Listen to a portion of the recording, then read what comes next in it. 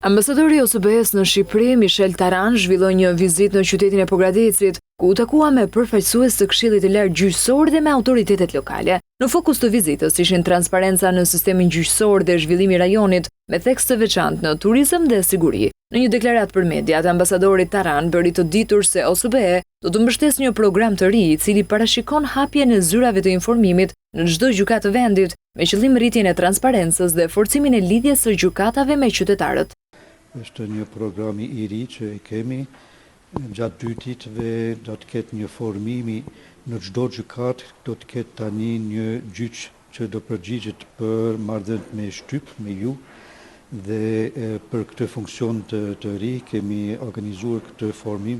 Kjo është vizita e parë e ambasadorit Taran në Pogradec, një qytet që ai e cilësoi si të jashtëzakonshëm për nga bukuritë natyrore dhe potenciali i pazhvilluar turistik. Në takimin me kryetarin e bashkisë, diskutimi u përqendrua në mundësitë për zhvillim të qëndrueshëm të rajonit. Përfitova nga rasti për ta bërë një vizitë zyrtare të parë në qytetin të bukur tuaj.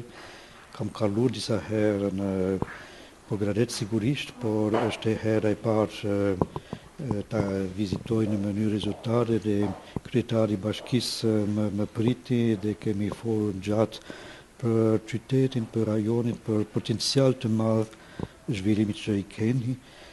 Keni fat të madh me një pasuri natyrore jashtëzakonshme, me liçen, me malet. Një tjetër temë e rëndësishme e trajtuar gjatë vizitës ishte siguria publike dhe roli i komunitetit në garantimin e saj. OSBE ka nisur zbatimin e një projekti me këshillat vendor të sigurisë, ku përfshihen institucionet lokale dhe organizatat e shoqërisë civile në identifikimin dhe adresimin e problemeve të sigurisë në qytetet e fshatra. Ne kemi disa program ku mund ta përfshirë edhe Pogradec, për shembull ne mbështesim këshillit vendor sigurimit që janë një iniciativë shumë interesante kur institucionet zyrtare, bashkitë, drejtorit të edukimit, sigurisë, policia, etj. Së bashku me përfaqësuesit të shoqërisë civile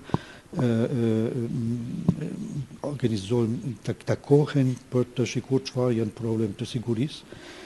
Në fund të deklaratës së tij, ambasadori bëri të ditur se prezenca e OSBE-s në Shqipëri do të vijojë të mbështesë projekte në disa fusha kyçe për rajonin juglindor, përfshirë fuqizimin ekonomik të grave, trashëgiminë kulturore, zhvillimin e turizmit dhe përmirësimin e qeverisjes vendore.